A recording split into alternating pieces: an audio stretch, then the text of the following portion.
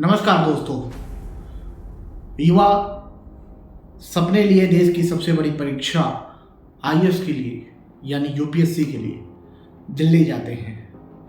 दिल्ली में मुखर्जी नगर राजेंद्र नगर तमाम वो क्षेत्र हैं जहां पर युवा अपनी उम्मीदों को पूरा करने देश की राजधानी पहुंचते हैं।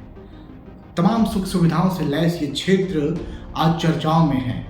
जिस तरीके से बीते दिनों ही राव आईएएस एकेडमी में बेसमेंट में पानी भर जाने में से 3 छात्रों की एक मौत हो जाती है।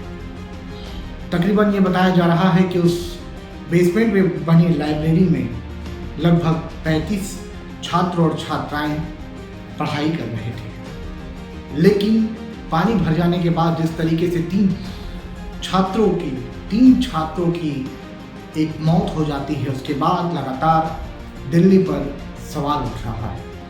जो युवा अपने देश के अलग अलग हिस्सों से दिल्ली को निकलते हैं तो दिल्ली में क्या तैयारियां उस कदर रहती हैं। इसके बाद लगातार सवाल उठने के बाद दिल्ली सरकार ने तमाम कोचिंगों पर एक बड़ा एक्शन उठाया है और तमाम कोचिंग सेंटर्स को सील कर दिया गया है। जिस तरीके से बीते दिनों ये हादसा हुआ, बेसमेंट में पानी भरता है और ऐसा बताया जा रहा है कि उस बेसमेंट में तकरीबन 35 यूपीएससी के छात्र और छात्राएं मौजूद थे। 35 में से 33 तो बाहर निकलते हैं, 32 बाहर निकल पाते हैं और 3 की जान चली जाती है।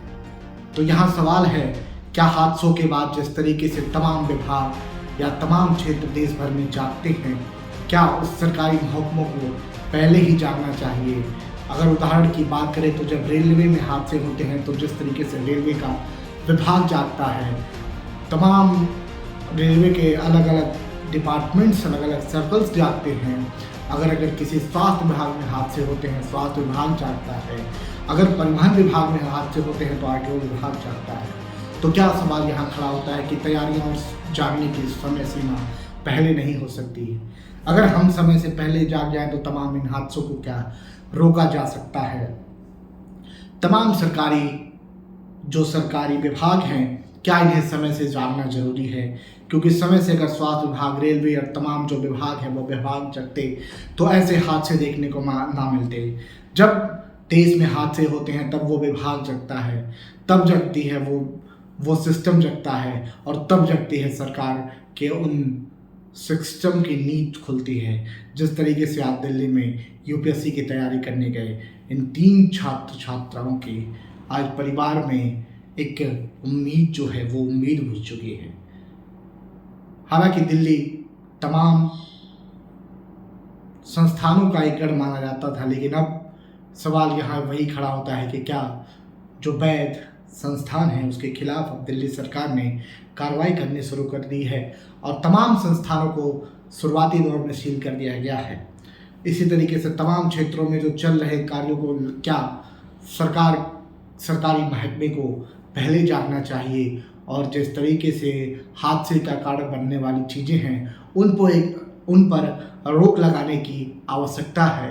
क्योंकि आज दिल्ली की घटना जिस तरीके से चर्चाओं में है और वो चर्चाएं कहीं ना कहीं और भी जाहिर हो जाती हैं कि देश की सबसे बड़ी परीक्षा में निकले छात्रों का ये हाल एक तरीके से समूचे देश के लिए बड़ा सवाल प्रश्न चिन्ह खड़ा करता है कि दिल्ली, हम वो माँ बाप किस तरीके से अपने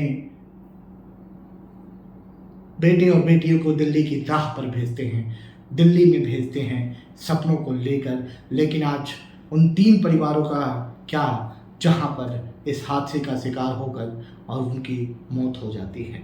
आपको क्या लगता है? अपनी राय कमेंट्स बॉक्स में कमेंट करके बताइए। क्या समय से पहले तमाम विभागों को जागना जरूरी है और सरकार को इस चीज़ पर ध्यान देना जरूरी है कि जो तमाम क्षेत्रों में हादसे होते हैं वहाँ पर समय से पहले तमाम सरकारी महकमे जागे और उसकी पुख्ता जांच करें? क्या सभी मार्गों, सभी विषयों पर ये चीज़ें फिट हैं? तभी उन्हें चलाए रखने की परमिशन सरकार को देनी चाहिए। आपका क्या क्या मानना है? इस पर अपनी राय कमेंट बॉक्स में हमें ज़रूर कमेंट करके बताएं। जय हिंद, जय भारत।